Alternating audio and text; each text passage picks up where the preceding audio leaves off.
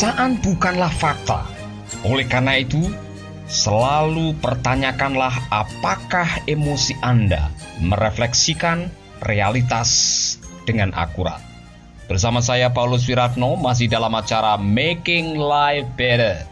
Sahabat pendengar dimanapun Anda berada, ini adalah sebuah anugerah dari Tuhan apabila hari ini kita masih diberi kesempatan untuk bersama-sama berjumpa di udara dan mendengarkan kebenaran yang bisa memerdekakan kita. Karena di mana ada kebenaran, disitulah ada kemerdekaan.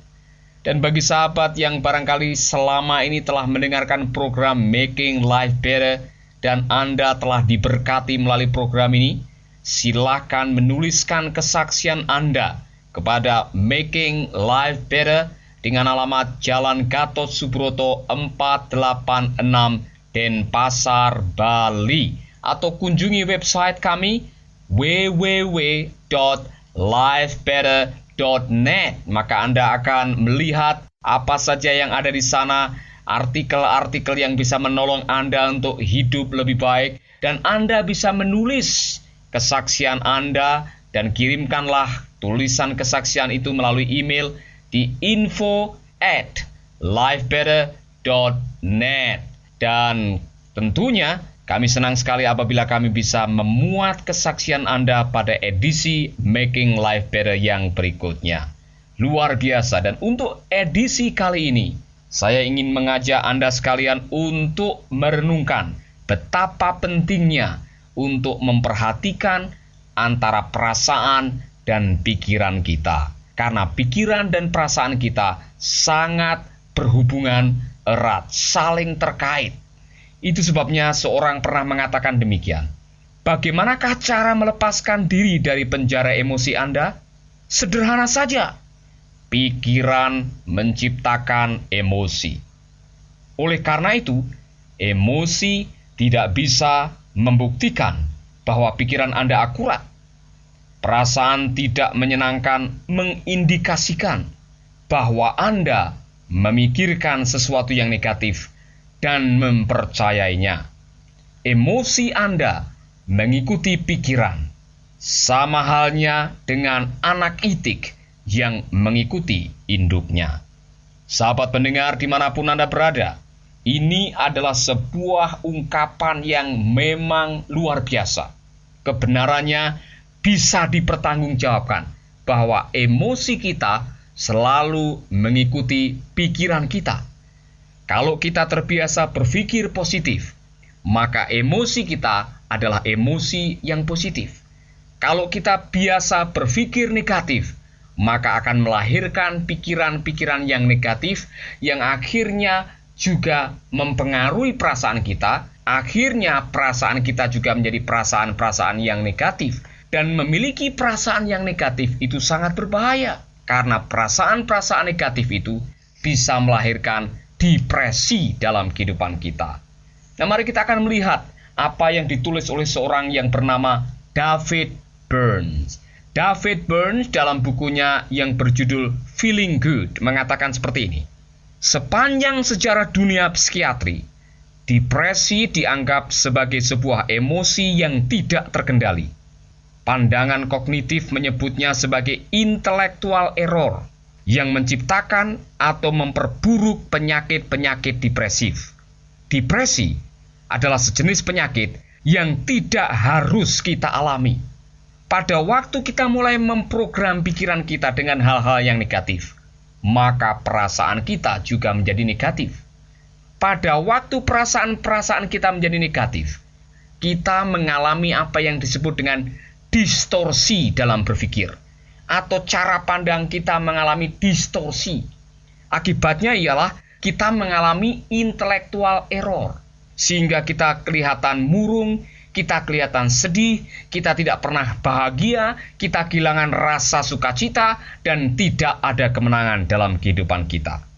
Pikiran-pikiran negatif mengandung efek bola salju. Satu pikiran negatif dapat mengundang sejumlah kesedihan ringan yang pada gilirannya akan berkembang menjadi sebuah kabut dan menyebabkan distorsi persepsi.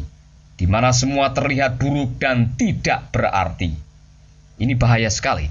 Apabila kita sudah mengalami distorsi di dalam hal berpikir, cara pandang kita mengalami distorsi dan mengalami intellectual error, maka orang-orang seperti ini akan mengalami depresi, dan tandanya ialah orang ini akan mengalami apa yang disebut dengan 4D, yaitu defeated, defective, deserted, and deprived. Yang pertama ialah defeated, merasa kalah, merasa tidak ada gunanya, merasa gagal. Kalau saudara mengalami situasi di mana saudara tiba-tiba merasa hidupnya kalah, saudara menjadi seorang pecundang, mungkin saudara sedang mengalami depresi. Yang kedua, merasa tidak sempurna. Saudara merasa selalu ada kekurangan. Saudara merasa selalu ada kelemahan. Mungkin saudara sedang mengalami apa yang disebut dengan defektif. Yang ketiga, saudara merasa deserted, ditinggalkan, merasa sendiri, merasa disisihkan, merasa terkurung, dan saudara seolah semua teman meninggalkan saudara. Mungkin saudara sedang mengalami apa yang dinamakan ditinggalkan. Dan yang terakhir, saudara merasa deprived, terbuang. Kalau ini semua sedang ada dalam diri saudara, maka mungkin saudara memang sedang mengalami depresi sebagai akibat dari berpikir yang salah atau berpikir negatif. Sahabat pendengar dimanapun Anda berada, pasien penderita depresi tidak mampu berpikir jernih. Semakin berat depresi seseorang, semakin besar pula distorsinya. Bila pikiran kita jernih dan ada dalam perspektif yang benar, bisa dipastikan kita memiliki rasa penghargaan dan percaya diri yang sehat. Jadi kalau ada di antara sahabat pendengar yang saat ini sedang berpikir negatif, merasa tidak berguna, hidupnya selalu kalah, saudara tidak pernah mengalami pencapaian yang sempurna, dan akhirnya saudara selalu melihat masa lalu, kegagalan, keburukan orang lain, dan saudara selalu mencari kambing hitam di dalam kehidupan saudara. Mungkin inilah saatnya saudara harus mencoba memprogram kembali pikiran saudara. Mungkin ada satu yang salah. Mungkin ada konsep-konsep masa lalu yang masih saudara bawa, dan saudara tahu itu tidak benar. Inilah saatnya untuk saudara dengan jeli berdiri atau duduk tenang di hadapan Tuhan dan mulai memeriksa diri saudara. Saudaraku, Bapak David Byrne menyarankan agar kita bisa membedakan antara kesedihan dan depresi. Karena ternyata ada perbedaan. Kesedihan yang mendalam itu justru membawa manfaat yang luar biasa. Karena kesedihan itu adalah bagian dari keadaan menjadi manusia, memperkaya pengalaman hidup, dan memberikan pemahaman diri. Kesedihan bisa menolong kita untuk menemukan berkah di balik pencobaan atau kesulitan yang membuat kita sedih. Tetapi ada hikmah yang dapat kita petik. Sedangkan depresi akan menekan kita dengan menutup pandangan kita terhadap peluang-peluang kehidupan. Oleh karena itu kita harus berani membedakan. Apakah ini adalah kesedihan yang datang dari malapetaka dan kesulitan hidup yang bisa kita manfaatkan untuk mendapatkan pelajaran moral dari semua yang sedang terjadi, atau sebuah depresi yang datang yang membuat kita murung oleh karena kita salah berpikir. Marilah kita belajar untuk menjadi orang-orang yang selalu bisa memanfaatkan kesedihan untuk belajar sesuatu. Saudaraku, kita cenderung meyakini bahwa emosi kita merefleksikan kebenaran yang tidak perlu dipertanyakan. Emosi memperdayai kita dengan membuat kita berpikir bahwa mereka benar. Perasaan buruk tentang diri atau kemampuan kita tidak bisa dibantah. Kita diajar untuk mempercayai perasaan kita. Namun, bila pikiran-pikiran yang merecoki perasaan kita tidak rasional atau didasari oleh kesalahpahaman atau prasangka, maka mempercayai perasaan kita merupakan tindakan yang amat beresiko. Berapa banyak di antara kita yang hidupnya menjadi bulan-bulanan perasaan karena kita terlalu percaya dengan perasaan kita, seolah-olah apa yang kita rasakan itu benar adanya. Anda masih mengikuti Making Life Better bersama Paulus Wiratno. Saudaraku, Mempercayai perasaan itu sangat berisiko, katanya Dr. David Byrne. Mengapa? Oleh karena perasaan kita itu mengikuti keadaan yang ada di dalam diri dan di sekitar kita. Orang yang hidup berdasarkan perasaan adalah orang yang hidupnya naik turun. Pagi mengawali hidup dengan bahagia, ceria. 10 menit kemudian saudara menjadi orang yang marah dan sedih atau murung. Oleh karena mood saudara berubah-ubah. Mood saudara naik turun dalam waktu 1 jam. Saudara bisa mengekspresikan wajah yang berbeda sesuai dengan perasaan saudara. Itu sebabnya kita diminta untuk hidup dengan iman, bukan hidup dengan perasaan.